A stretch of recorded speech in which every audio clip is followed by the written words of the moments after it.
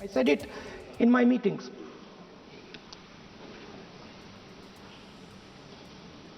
And it's a system that has been captured.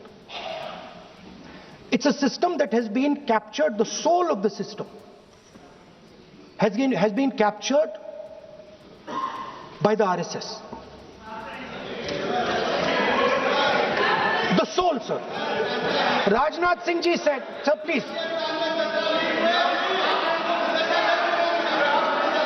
Sir, Rajnath Singh ji said, that we are not the UPA. Our ministers never resign. He's right. What has happened here? The resignation of Mr. Dharmendra Pradhan. That's a superficial thing. Because Dharmendra Pradhan never ran the education ministry. Yes. Never. The man and the organization that runs the education ministry is called the RSS. And the man who runs it is an OSD sitting in the minister's office. So, what the students are really irritated about is that they are not allowed to be students in India. They are not allowed to follow their passion. They are not allowed to say what they want. They're not allowed to ask the questions that they want.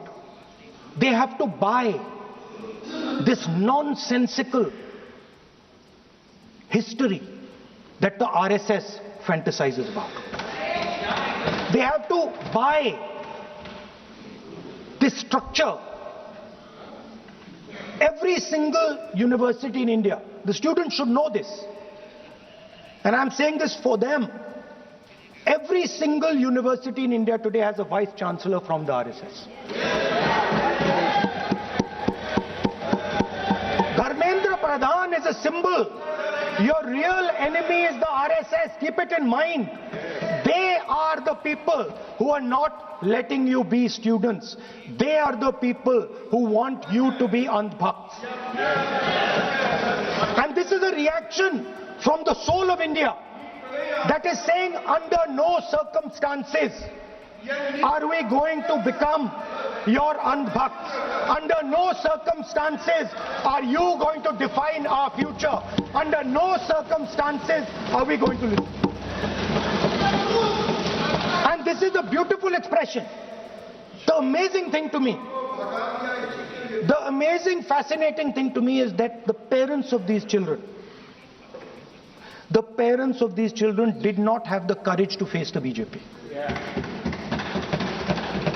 The parents of these children did not have the courage to face the RSS. And yet these children, brave, imaginative, powerful, stood there and faced whatever you could throw at them. I've got some experience about facing the RSS, about facing Mr. Narendra Modi, about facing this group. The game is not about facing them.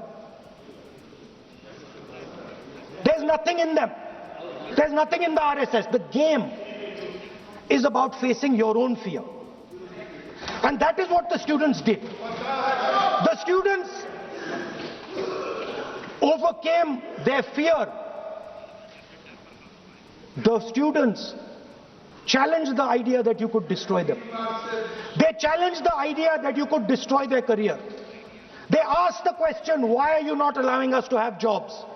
They asked the question, why can we not fall in love with somebody we like? They asked the question, why do you attack different religions? They asked all these questions, and they asked it in public. You couldn't do nothing about it. And I'm very happy today to see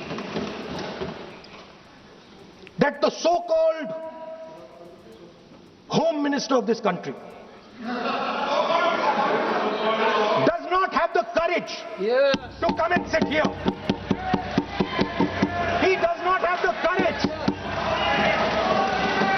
to come and sit here. Sir, please. आज प्रश्न I saw the Home माननीय मंत्री Minister. जी बैठे हैं, जिनका विधेयक है वो बैठे हैं। I saw the Home Minister, sir. Carcade. Sir, I saw the carcade. 30 cars. With the Home Minister sitting inside the car. Like that. Looking. Shaking. What is this, sir? Speaker, sir, why is the Home Minister not here today? The Home Minister is not here today because he's not here today because he is scared.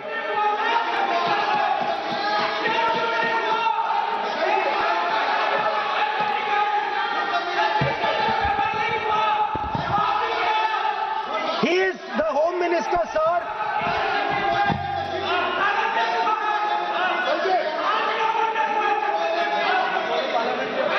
बैठ जाओ। देखिए, आज home मंत्रालय पे चर्चा नहीं हो रही। आज जिस विधेयक पर चर्चा माननीय मंत्री जी बैठे हैं। The Home Minister, sir, the Home Minister. No, आज होम मिनिस्टर पर चर्चा नहीं है। जिस विधेयक पर चर्चा है वो विधेयक पे मंत्री बैठे हैं। यही व्यवस्था रहती है सदन के अंदर। Sir, the Home Minister.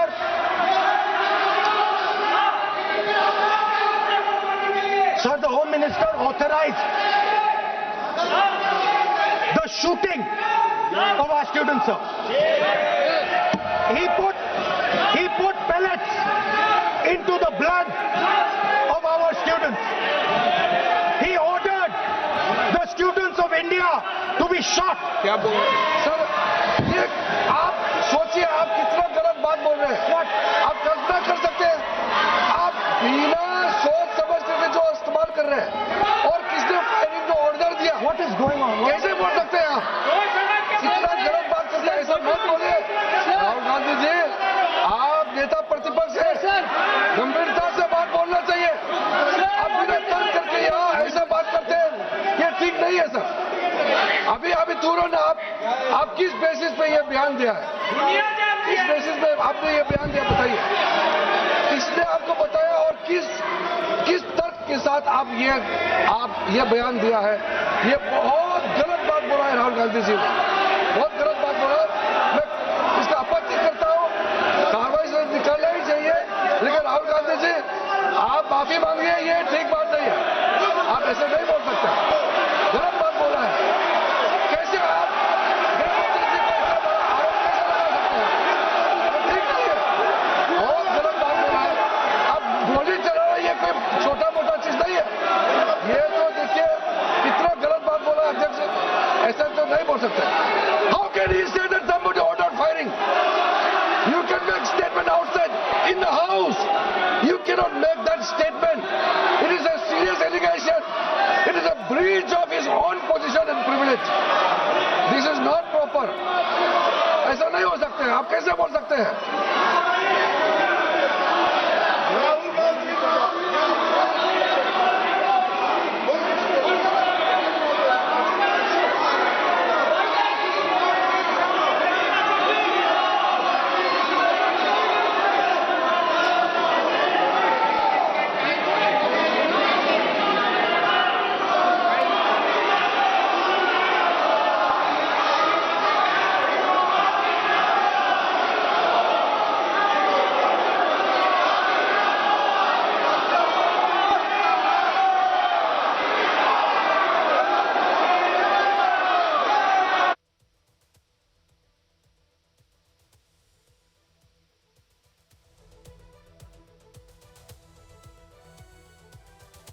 तो राहुल गांधी के भाषण पर लोकसभा में इस वक्त जमकर हंगामा हो रहा है।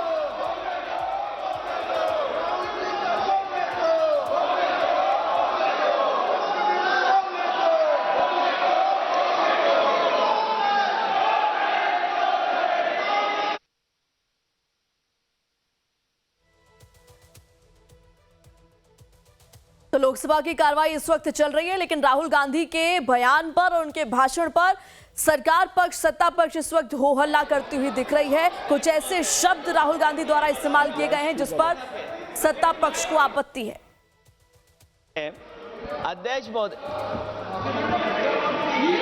नहीं अध्यक्ष महोदय, नहीं अध्यक्ष महोदय, अध्यक्ष महोदय, अगर नेता प्रतिपक्ष ने कोई गंभीर आरोप लगाया सरकार पे, तो ये सरकार की जिम्मेदारी बनती है कि किसके ऑर्डर पे पुलिस ने बच्चों पर, छात्रों पर, युवाओं पर इस तरह का व्यवहार किया है। ये सही बात नहीं अध्यक्ष महोदय, ये अगर गृह मंत्री जी का नहीं है। अखिलेश जी, आप जो बता रहे हो अलग बात है। राहुल जी ने ये नहीं कहा, उन्होंने सीधा नाम लेके कहा, इंक्वायरी का बात नहीं मांगा। राहुल गांधी जी ने इंक्वायरी का बात नहीं किया, उन्होंने सीधा नाम लेकर के फायरिंग ऑर्डर का बात किया। कैसे बात कर सकते हैं आप? ये आप समझते हैं कितना गंभीर आरोप है? आप अगर इंक्वायरी का मांग करता है या वो ठीक है, हम मानते हैं। अखिलेश जी, अरे अखिलेश जी, आप जो कह रहे हैं वो अलग है। राहुल गांधी जी ने जो बात कहा बिल्कुल अलग बोला है।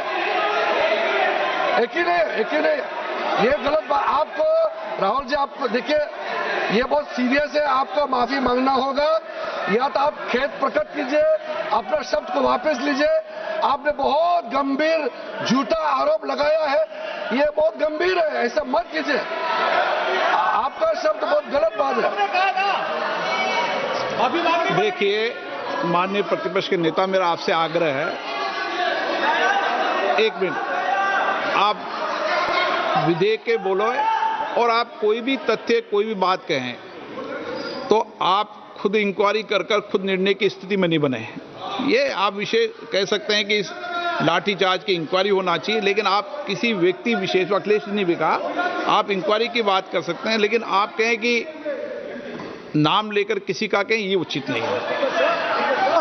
ये उचित नहीं है, सदन की गरिमा के अनुकूल नहीं है।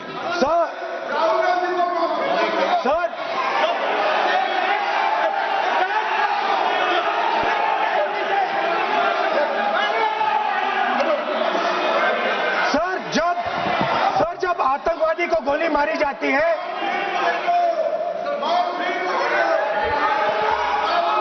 ये हम बहुत एक गंभीर स्थिति में आए हैं।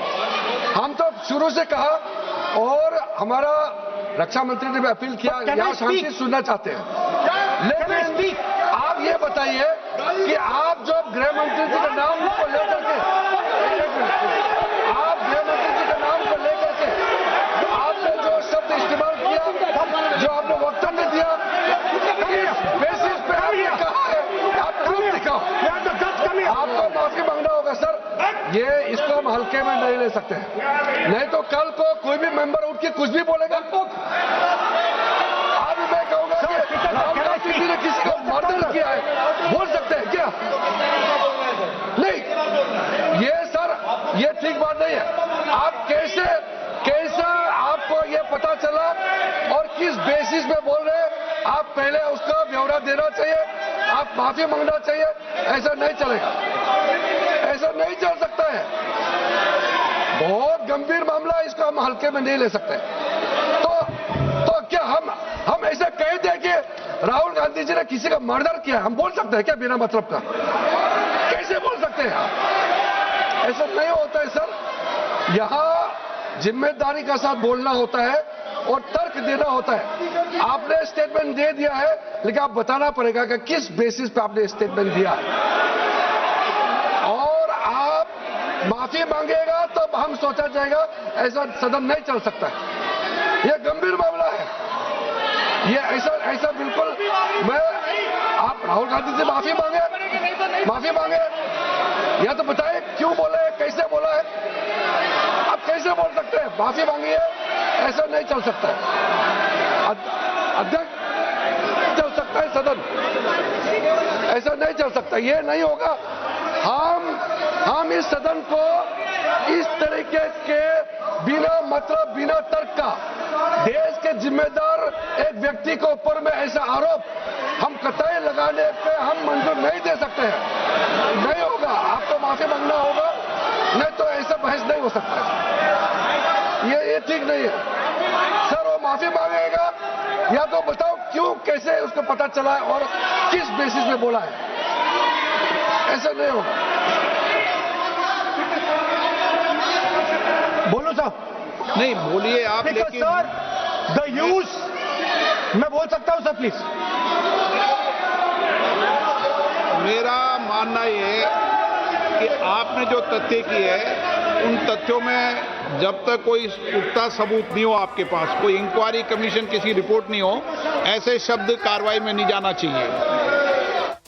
तो लोकसभा में इस वक्त राहुल गांधी के भाषण पर जमकर हंगामा हो रहा है। किरण रिजिजू ने सीधे कहा है कि जब तक राहुल गांधी माफी नहीं मांगते हम कार्रवाई को आगे नहीं बढ़ने देंगे। गृह मंत्री अमित शाह को लेकर की गई राहुल गांधी द्वारा टिप्पणी पर सत्ता पक्ष ने आपत्ति जताई है। इसी को लेकर के इस वक्त लोकसभा में हो हल्ला हो रहा है, हंगामा बरप रहा है, क्योंकि वो ऑर्डर का कॉपी आप निकाल के बताइए। आपने कहा होम मिनिस्टर ने ऑर्डर दिया है फायरिंग के लिए, आप वो ऑर्डर का कॉपी निकालिए, आप बताइए किसने आपको बताया, कौन सा ऑर्डर नंबर, किस व्यक्ति को कहा है, कौन सा अधिकारी, आप कॉपी निकाल करके सदन में रखिए। ऐसा नहीं हो सकता है, चर्चा ऐसा नहीं हो सकता है। कुछ भी मन में चाहेगा बोल करके आप भाग जाएंगे हेडलाइन बतौरने के लिए, ऐसा नहीं हो सकता। ये भारत का संसद है, यहाँ जिम्मेदारी के साथ बोलना चाहिए। ऐसा हम बिल्कुल मान्यता नहीं दे सकते हैं। आप नहीं बोलना चाहते तो मत बोलिए, लेकिन गलत बात नहीं बोल सकते। ऐसा नहीं हो सकता, हम परमिशन नहीं दे सकते। आप कंक्लूड कर दीजिए। नो,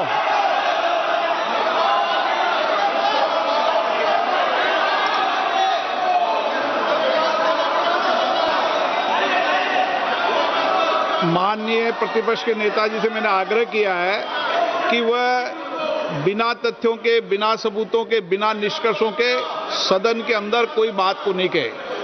ऐसा सदन के अंदर नहीं चलता है। सदन के बाहर और सदन के अंदर बोलने में सदन की मर्यादाएं, नियम, प्रक्रिया होती है। ये मेरे आपसे नो नियम होता है। आप किसी बात पर आरोप लगाए तो नोटिस दीजिए। आप बिना नोटिस के, बिना किसी के आरोप नहीं लगा सकते।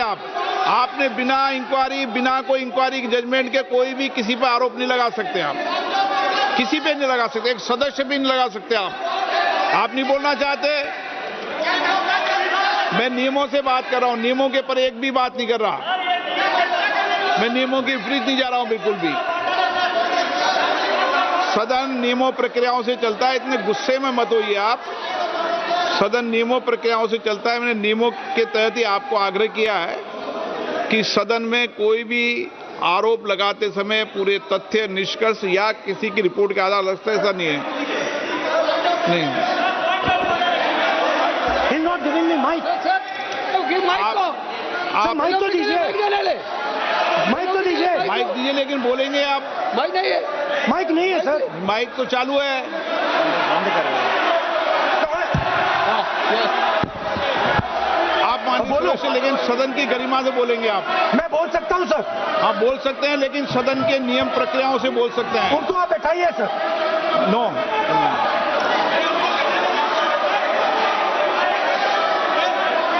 आप बोलना नहीं चाहते, मैं अगले वक्ता को बुलाऊंगा फिर।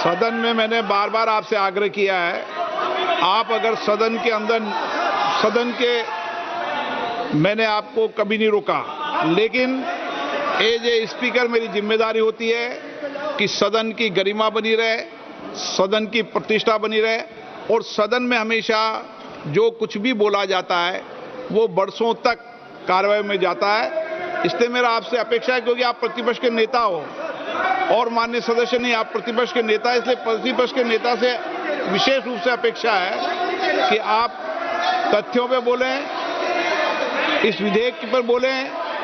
आप विधेयक पर बोलना नहीं चाहते, तथ्य पर बोलना नहीं चाहते, आप सदन नो।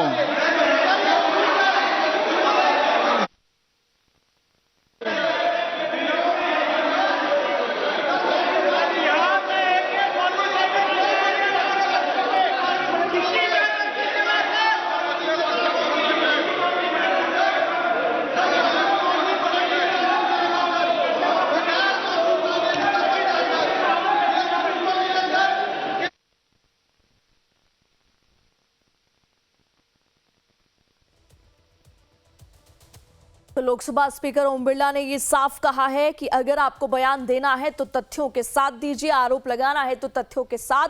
ये इस सदन की गरिमा है, उस गरिमा को बनाए रखिए।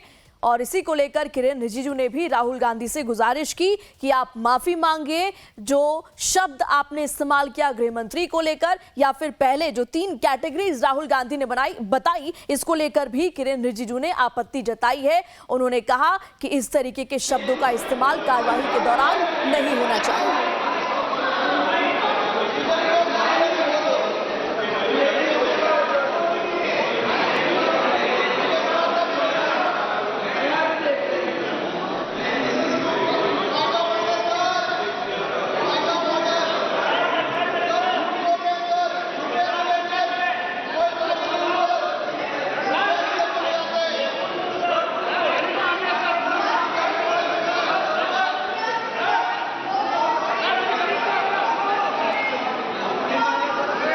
नो, ऐसा नहीं चल सकता सदन के अंदर। सदन के अंदर आप सबने नियम प्रक्रिया बनाई है, अच्छी परंपरा है। आप सदन का उपयोग नियम प्रक्रियाओं के तहत करें, ये अपेक्षा मेरी है आपसे।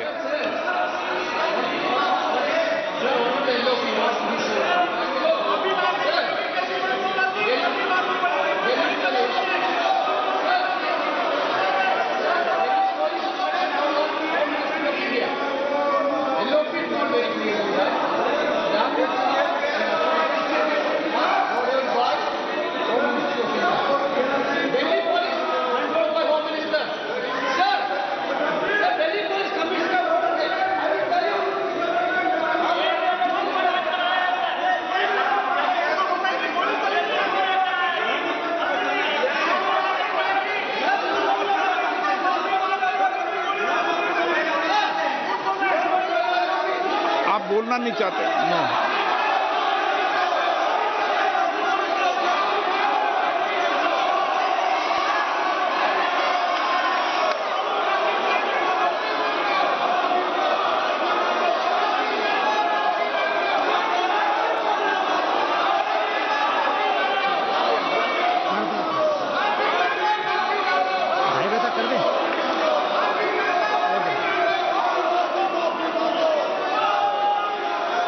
बोलना नहीं चाहते। सदन की कार्रवाई आज 2:30 बजे तक के लिए स्थगित की जाती है।